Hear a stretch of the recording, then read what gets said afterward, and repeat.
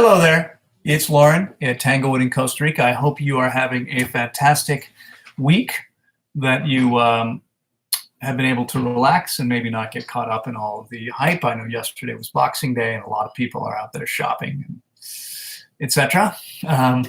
Not here. Here the day was spent peacefully right here in paradise, enjoying time with the guests here.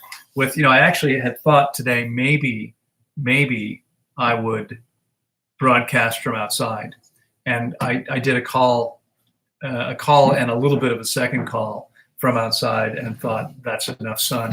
It's pretty intense here even in the morning. So after 40 minutes, it was time to come back in. But I was going to share with you from out here on my patio, because I have 5 little tiny kittens out there.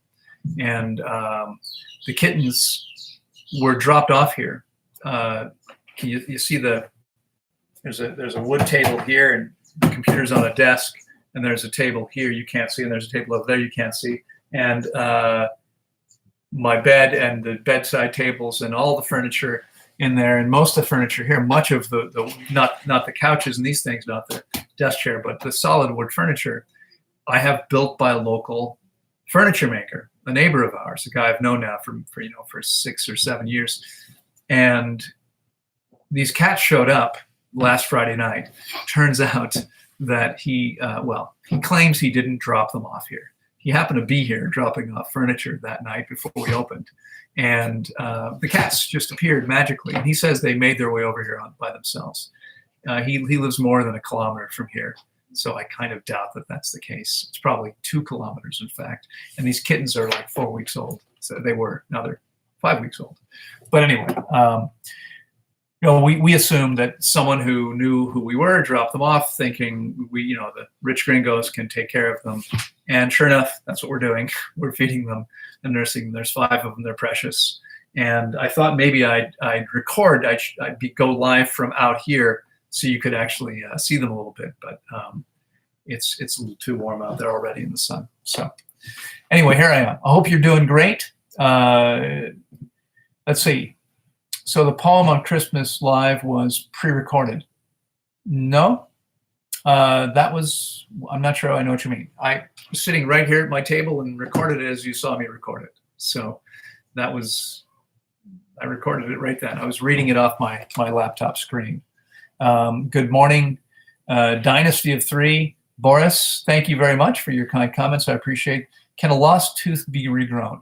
Well, in most cases, that probably won't happen, but it has happened in some cases. There are people who will regrow an adult tooth, that the body can produce a third tooth. That's not what usually happens. Most of the time when an adult loses a tooth, it's not going to come back. But it doesn't mean it's not possible. It's not something I would expect to happen, not something I would count on. Happy holidays to you, Adam. Mike says, just curious if you ever get allergies. I had a fairly clean diet and still get allergy symptoms a couple days of the year. No, and it's an interesting question, because one of the things that got me on this path, some of you know my story, I won't bore you with the whole story, but at 23, which you probably realize has been 5 or 6 years already, or maybe a little more. I'll be 59 soon. So almost 36 years ago, I got very sick right out of college. And one of the things I wound up being diagnosed with was 57 allergies. I became allergic to fruits and vegetables, dust, pollen, mold, pretty much everything. And after getting my body, it took 3 years with medicine, getting worse all the time, because I didn't know anything besides Western medicine. Finally realized that medicine was a bad joke, that nutrition wasn't helping me, and wound up changing everything. And changed my diet, began fasting more than 33 years ago, and I haven't been sick a day since. I've had no allergies whatsoever. I'm allergic to nothing now. There's nothing that affects me. And so, yeah, I mean, you can absolutely heal that. The allergic responses are evidence that your immune system is pushed to the edge. Mike, you get that handled and there won't be an issue. Hello, Sue Simmons from Austin, Texas. How are you? Good to see you here. Judy, good to see you. Glad you're here. Okay, I apologize, but I can't read the Greek letters. Thank you very much for your kind comments. I appreciate it. I'm quite sure you're awesome too, and I appreciate that sentiment. And if you'd like to introduce yourself, there's probably an English spelling of your name. I'd be glad to know what to call you because I don't know how to read some of the Greek characters. Solid Spawn says, why don't you allow people to eat acid fruits like oranges during the refeeding? You said it's not a good idea. We do allow people to eat acid fruits while refeeding, and we always have. We don't start people with acid fruits, although when I work with people via Skype, depending on where they are in the world, this time of year, for instance, in the Northern Hemisphere, there's not a lot of high quality fresh fruit. I mean, there might be stuff that's being shipped in, but in terms of locally available high quality food, citrus is one of the options, and much higher in water than apples and pears. So citrus, kiwis, bananas aren't high in water. Citrus are things that I'll usually recommend. I just got off the phone with a client, and we were talking about his refeeding coming up in a few weeks, and I was saying, he's in Florida. Hey, you can get high quality citrus. So there is nothing wrong with using acid fruits. We stopped using acid here on those first couple days because some people are sensitive to the acid content. And I believe that, first of all, the things that we offer are all higher in water than citrus, watermelon, papaya, and coconut water. They're easier to digest for most people. A fair number of people do have citrus allergies. It's not common, but citrus is a common allergen. And so in general, maybe a little, the proteins are a little harder for the body. And so for most people, I wouldn't recommend using citrus if there were other things, better things available. But where there aren't, citrus is fine. It's perfectly okay. Amike, nice to see you. You're from Qatar. Great. I was in Qatar. I guess it's been about a year and a half ago now, briefly. But it was hot. Good to join you here. I'm glad you're here. I've heard you say mono meals are the next best thing to water fasting. Well, let me clarify.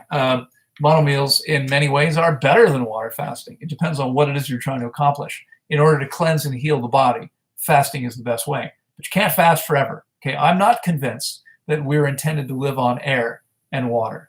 I believe that we still need to eat. And so when eating, there's nothing better than mono meals of high water content fruits and simple green salads. That's the best you can do. So those are fantastic.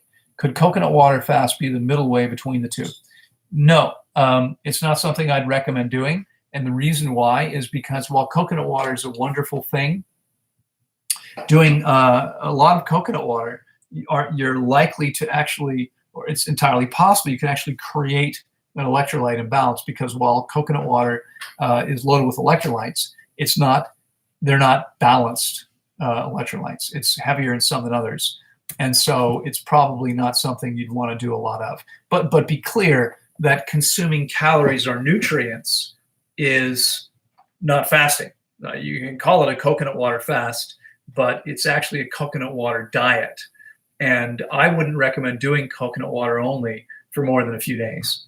For my money, my opinion is that if you can't do a water fast, the next best thing is to eat high water content fruits, mono meals of high water content fruits. And it doesn't have to be one. Again, I'm not a proponent of the so-called island that people do, where they think there's some magical benefits to eating only oranges or only watermelon for a month. The only benefits, the only things that I can guarantee you happen if you consume only one substance is you create an imbalance. And so, no, there's none of these substances that contain everything, and you're likely to create imbalances that way. It's different when fasting, because when actually fasting, the body's nutrient needs change dramatically. So we don't tend to create imbalances because it's a whole different physiological process. It's a different physiological state when we're actually fasting than when we are consuming something.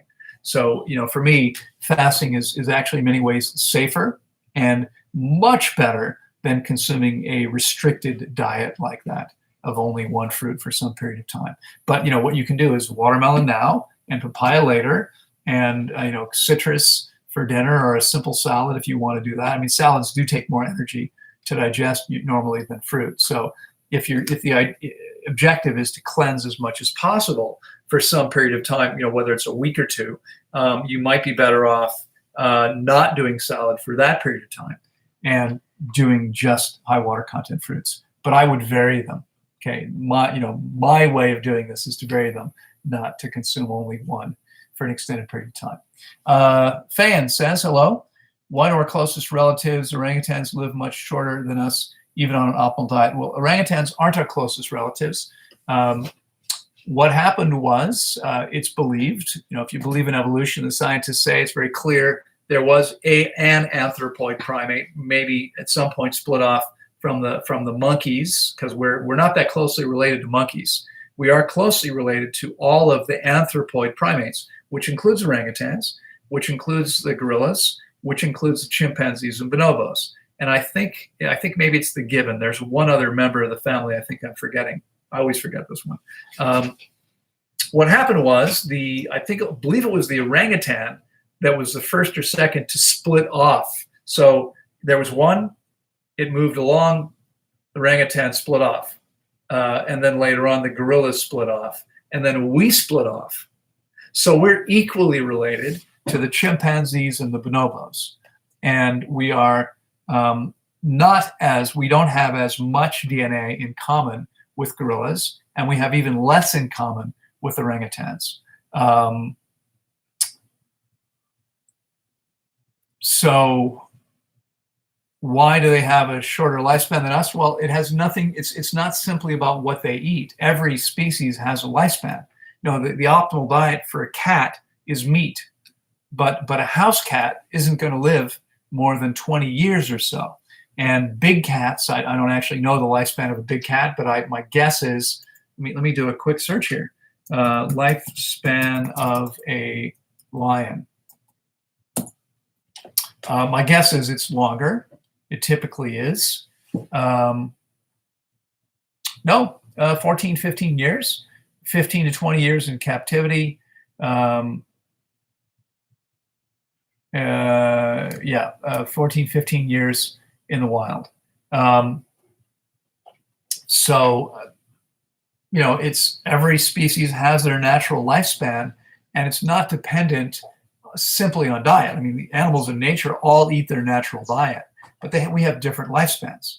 So we can't say, well, they don't live as long as we do, therefore maybe they're not eating correctly. That's not a logical conclusion.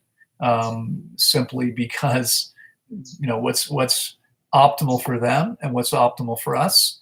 Well, let me say it this way: the natural lifespan for us and the natural lifespan for them are going to be different. And by the way, I don't remember exactly what it is, but there's a factor. If you look at let me do a quick calculation here. If you look at mammals, most mammals, you can take the gestation period, and there's a multiplier. You multiply by the gestation period, and it will tell you how long that species will live. So let's see, in our case, divided by 0.75. Yeah, I think it's 167 times the gestation period, something like 150. I'm not sure exactly what it is. I haven't looked at this in a long time, so I don't remember exactly what it is. But that formula says that we should live to 120, 125 years, something like that. For orangutans, it's going to be different. And my guess is, I don't know what their gestation period is, but I'll be willing to bet you that it's considerably shorter than ours is, than a human being's is. And that's why their lifespan is going to be shorter. That's just how it works. Let's see. Okay, Adam says, ACL rupture can healed with fasting. Also, conjunctivitis turned my eyes yellow as a child. They never turned back. Can fasting get the whites of my eyes back? Yeah, well, I don't know. Unfortunately, I can't answer the question. First of all, can an ACL rupture heal? I believe the answer is yes. ACL ruptures do sometimes heal. Difficult, but it can happen. And fasting simply allows anything that can heal the opportunity to heal faster than before. It's the most efficient and most effective way to heal because it's the best way to get out of the body's way so that healing can occur. So if healing can occur, as it can with an ACL rupture, then fasting gives it a better opportunity. Whether or not constantly yellow eyes from conjunctivitis as a child can heal or not, I don't know. I mean, I don't know exactly what happened there and whether this is something that the body can reverse. My guess is yes.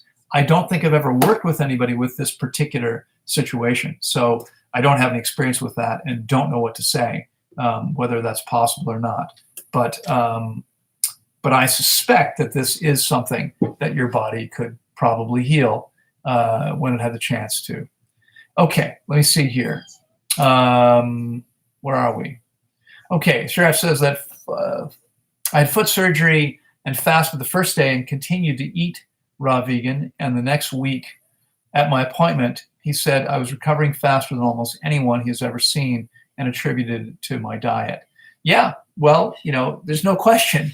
If you're eating a raw vegan diet, your body's going to heal much faster than if you're eating processed foods or animal products, because these are things that don't belong to the body. Cooked food, it's harmful to the body. They create problems for us, and so we're always going to heal faster. The fact that you fasted, now I personally would have fasted much more than one day. I don't know if you're trying to work or what was going on. I mean, if it were me, I probably would have taken a week and fasted after a surgery. If it was a very minor surgery, at least a few days. I would have fasted. I would have scheduled it so that maybe I scheduled on a Thursday, took off Friday and Monday, did nothing but rest and sip water. I mean, every time I've had to heal anything, right? Some of you already know this, but over the years, I still like to engage in activities that are fun and exciting, and including motorcycling. I've got a quadricycle, a four-wheel cycle, which here is necessary. We got a big project where there's no roads. It's rough, it's hundreds. It's actually more than 1,000 acres of rough terrain, and we need to be able to get there. Quadricycle, big balloon tires. I rolled it a couple of years ago down a hill and broke 2 of my toes. I had another accident a few years earlier in a similar situation where the ground was uneven. I wound up rolling the quad and was injured a little bit. I have so far broken 7 fingers, 2 of them twice, 2 toes, 2 ribs, both knees, and my right hip. I've also suffered other injuries, and with every single injury over the last 33 years, I fast to allow it to heal, and it always heals unbelievably quickly. If you haven't seen the video where I talk about this one injury where I severed arteries in my wrist, severed all my flexor tendons twice, artery twice, all the nerves twice. They told me a year of physical therapy, I might never have full use of my hand. 7 weeks and 1 day later, the physical therapist said, in 27 years, I've never seen anything like this before. You're completely healed. Okay. This is what happens. And, I appreciate, I think this person might have actually been concerned it wasn't a typical troll, but I had a comment today. Some of you have seen the video I did a few weeks ago, 3 or 4 weeks ago now, I guess, maybe even a month ago. Yeah, when I was in Stockholm, about to give a full day seminar on Robert Lockhart's death. Amazing guy, raw vegan, fruitarian, frugivore for many years. But he was dry fasting, and he was dry fasting each day. I mean, dry fasting for a couple days at a time, and he was intermittent fasting, going 19 hours, drinking no food or water. And he became increasingly dehydrated until his kidneys shut down, and then all of his organs shut down, and he had heart attacks, and he was in a coma for a few days and died. And he was severely dehydrated. And I've been saying for years, you can't do these things without getting yourself in trouble. Okay, there's no magic, no magic processes. There's no magic things that happen when we do crazy stuff. The way to health is to meet the body's needs, not to withhold what the body needs. The body needs water. And yes, we make water when we fast, but we don't make enough water in a dehydrated body to overcome the dehydration. We're going to become more dehydrated when we fast. And we measure I've measured more than 5,000 people's hydration levels. Okay, these people tell me, well, I feel good when I dry fast. I don't care how you feel. Okay, I'm sorry, but most people are disconnected. Robert Lockhart felt fine too, until his kidneys shut down. Most people don't know what they're doing to themselves. But I had a comment on that video last night and this morning, and the guy said, please go get blood tests to make sure your diet's not killing you. I haven't been sick a day in 33 years. At 59, again, someone said to me on this video when I talked about this, well, you have crow's feet and wrinkles on your forehead. Yeah, if I do this, I do. A baby has crow's feet and wrinkles on his forehead if he does that, right? But when I sit like this, my skin is soft and smooth and supple. There's very few lines for a guy who's nearly 59. My vision's perfect. My hearing is perfect. This is the diet that belongs in our bodies. And, I'm amazed. For years, people have said to me, you should do Sverige, says this and that. This guy, I don't know, Sverige, if I'm pronouncing this correctly, some YouTuber who meat-based diet. And, he says this and he says that, and he says you're a weak vegan. And okay, I didn't pay any attention. I have no idea who this guy is. Video, and I'm thinking, this guy is like Butthead, right? Beavis and Butthead.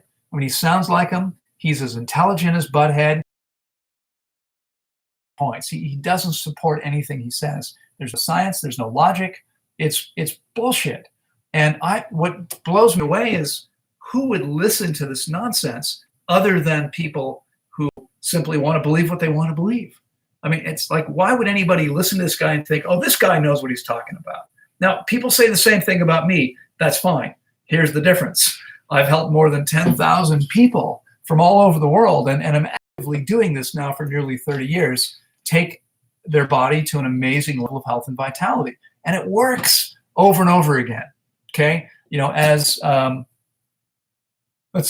As the sheriff just said, he recovered very quickly on a raw vegan diet. That's what happens. This is what happens over and over again. Okay? Amike says, I really love the poem. Thank you. Most of the fresh organic fruits we have in Qatar were frozen during transit, even fruits like mangoes. Should I still buy them? Are you sure about that? They're frozen in transit. That's hard to believe because when you defrost frozen fruits or vegetables, they're mushy. Okay, what happens is you form, here's a fruit, it's high water, right? So when you freeze it, the ice crystals form inside the cells, and crystals are hard crystalline things. They burst the cell membranes. Hello there, Bandita. We're joined by another cat. You can see her tail there. Hello there. So the ice crystals form inside the cells and burst the cell membranes. And you wind up, the structure collapses. So you have mush. You don't, if it still feels like a fruit or a vegetable, it wasn't frozen. They're probably refrigerated, but they're probably kept to no less than about 40 degrees Fahrenheit, which is, I don't know what it is. Let me see if I can figure that out real quickly.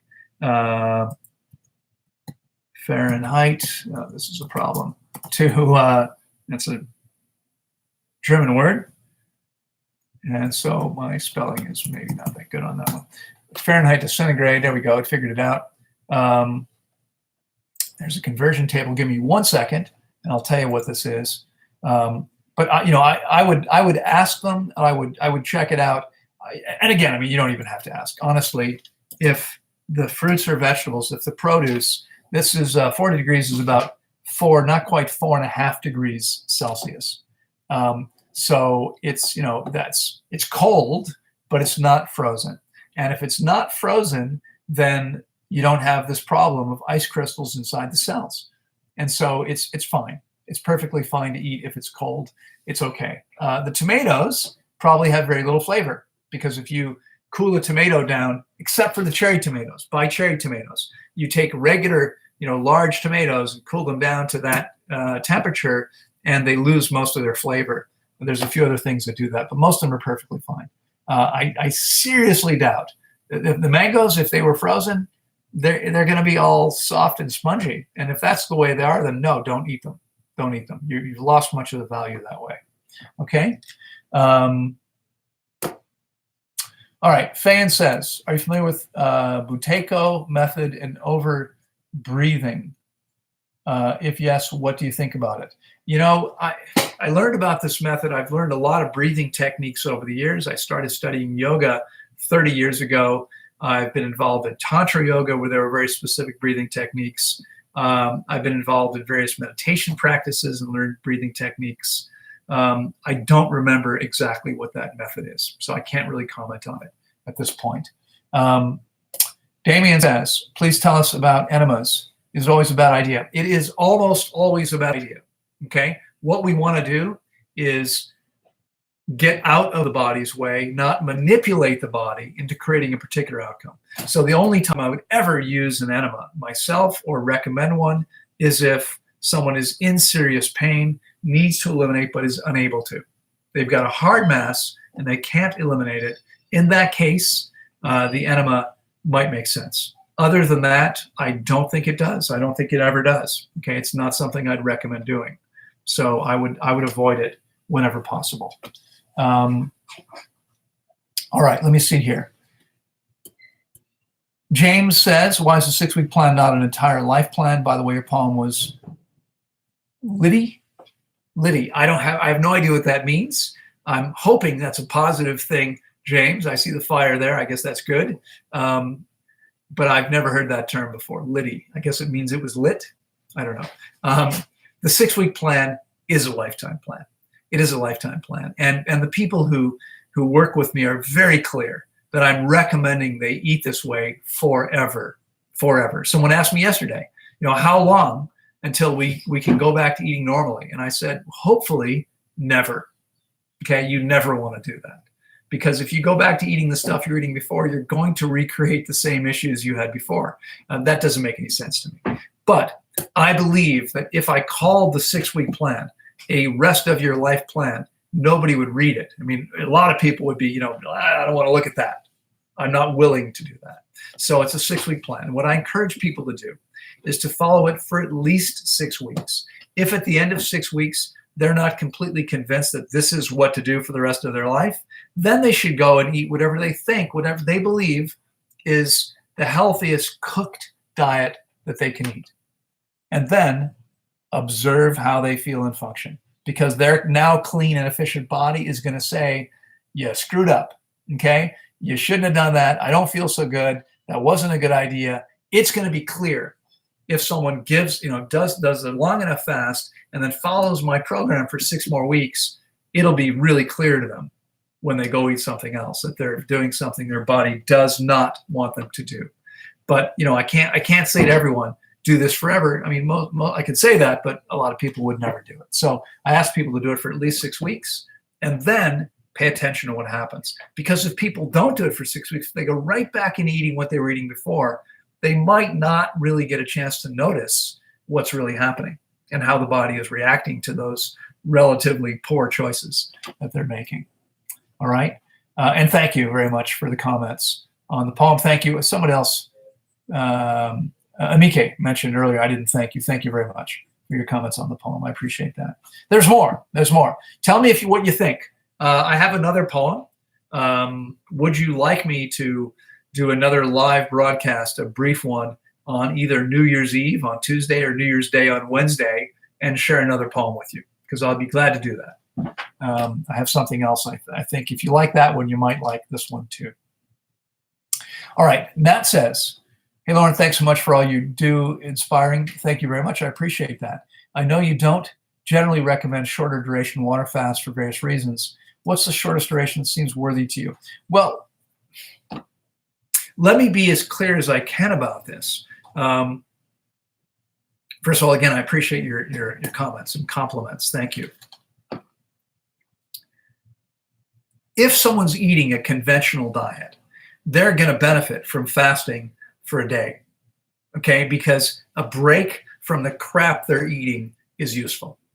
If someone's eating an optimal diet, then a one-day fast might have some beneficial impact the first time and maybe the second time.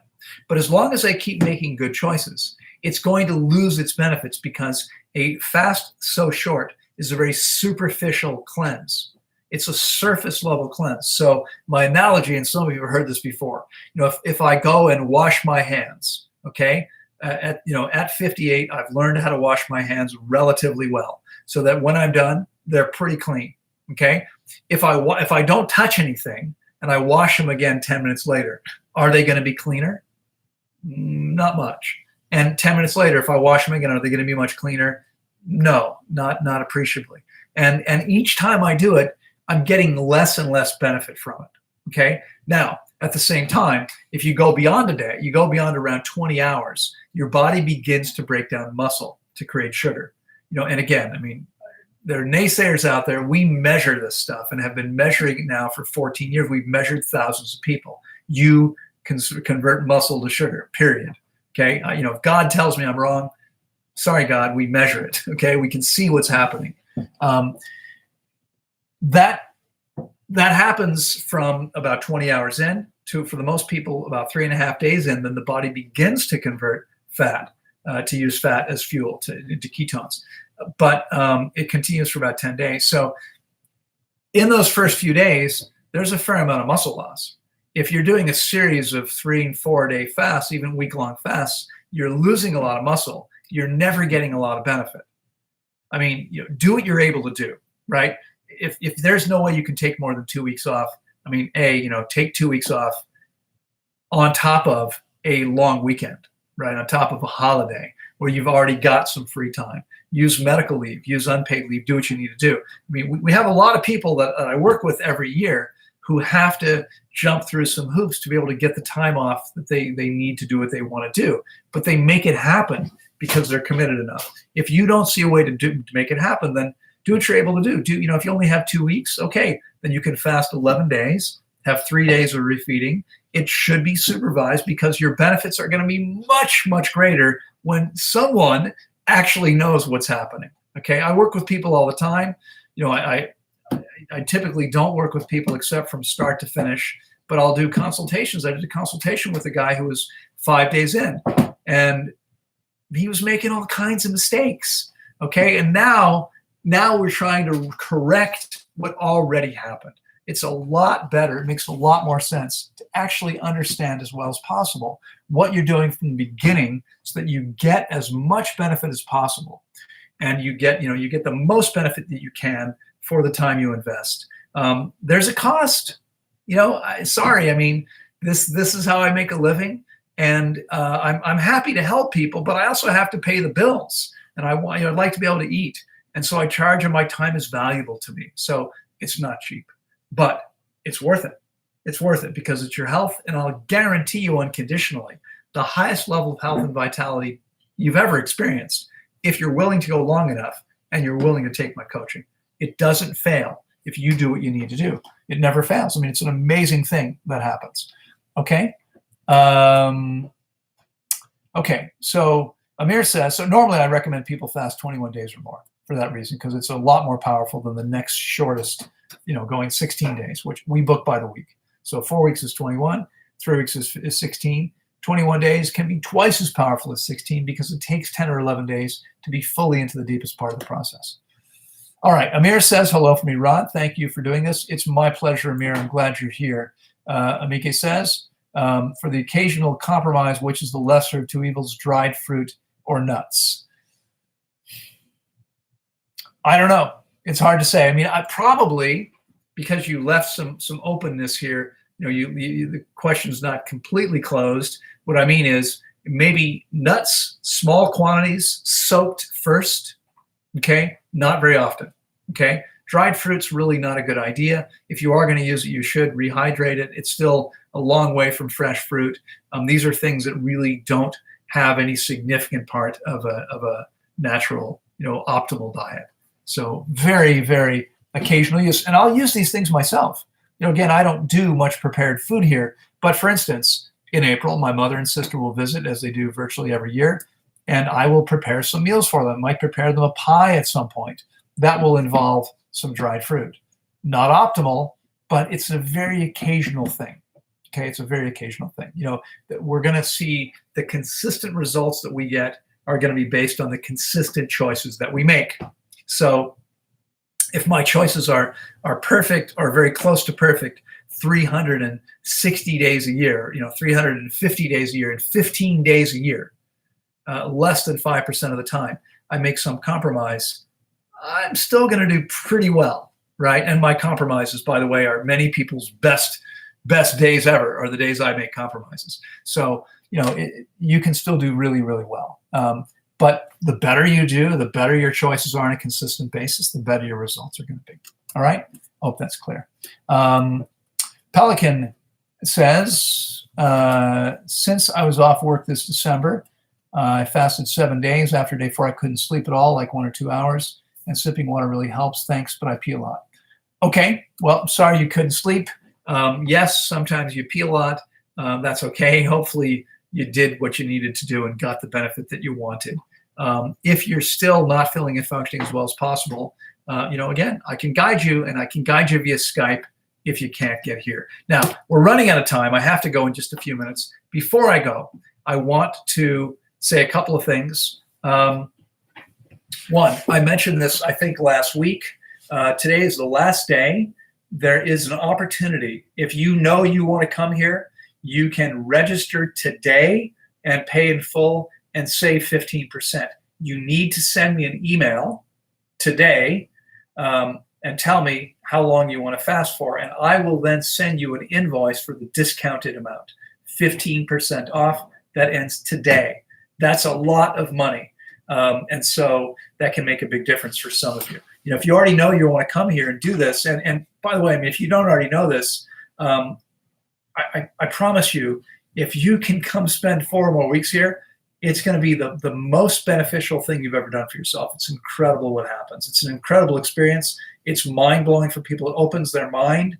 Most people leave here with a much greater spiritual connection and a much greater connection to their body, feeling and functioning better than they ever have. It's truly a life-changing experience. If you can make it happen, I would. Today's the deadline to save 15%. Okay, if you can't make it happen today, you can still do it next week and save 10%, but you're losing a third of your discount if you don't do it today. All right, just to let you know that. One more thing, our Fruit Festival prices, the 1st of March to the 8th of March, we have an amazing festival here. We now have additional rooms available because we booked pretty much all of our rooms. I think we still have 1 room available, 1 regular room, and we built some little ranchitos.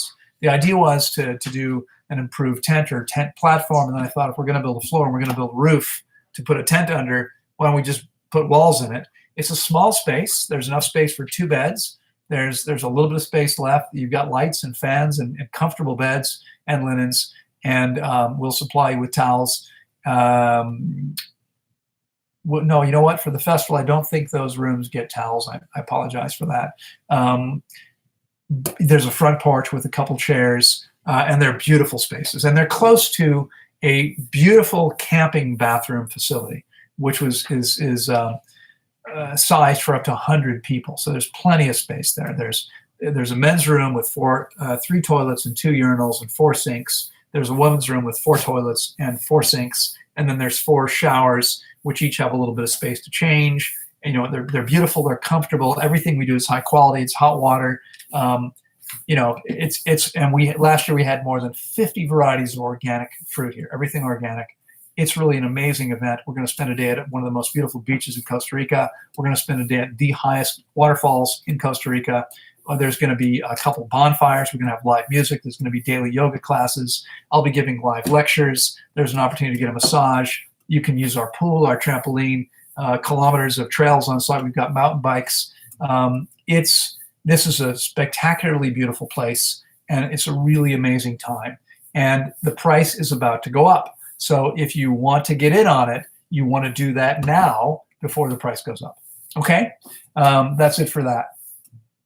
Let's see. Sue says, I've been suffering from cervical and lumbar herniated disc. Would water fast help regenerate cartilage? Yes. We almost always see cartilage regenerated. And the discs, what happens with discs is discs are deflating over time because dehydrated bodies are looking for places to take water from non-vital places to take water from. Come spend a month with us, Sue, and I'll guarantee you those issues are going to be much better, if not completely healed, because that's what happens. I mean, I'm not healing you. Your body, give it the chance, do it properly, follow directions, coaching. It's amazing what happens virtually every single time. Okay. Pedro says, Hi, Loren. Thanks for taking the time to answer our questions. I was wondering, how do you imagine the natural end of life is for a truly healthy person, physically and mentally? Um, what happens, the end of life for someone who's truly healthy physically and mentally, is they get to the point where the body wears out, ceases to produce enough enzymes, and they die. And it's a peaceful thing. One moment they're alive and fine, and the next, and they're probably slowing down a bit. But I mean, this isn't going to happen until someone's probably 120 or 125 or more. And that's the way I believe this is going to happen. It still happens this way in parts of the world. Unfortunately, becoming increasingly less common as the planet and the average diet becomes increasingly more toxic. But we get the body clean, we keep it clean, and we practice spiritually to keep our mind clean. And this is what happens. We eventually, we do perfectly great. We feel well every day. We have tons of energy, and then one day we're done. And it's not anytime soon. It's going to be way off in the future at some point. Okay, Melissa says, I've been suffering with being cold, but I get cold very quickly, which can cause headaches and numbness in my toes and fingers. Could you recommend anything that I can take to improve this? No, Melissa, I can't. I'm sorry. But there's nothing anyone can take to heal anything, because healing is a biological process. It's a physiological process. So only the living organism heals the organism. There's nothing you can take. There's no drugs. There's no herbs. There's no anything. There's no magic that can heal your body. Your body heals itself, which is why I run the world's largest dedicated water-only fasting center. Come and spend a month with us. And by the way, what you're experiencing is called Raynaud's syndrome. I experienced this myself from age 16 until age 26, when I began to get my body clean 30 plus years ago.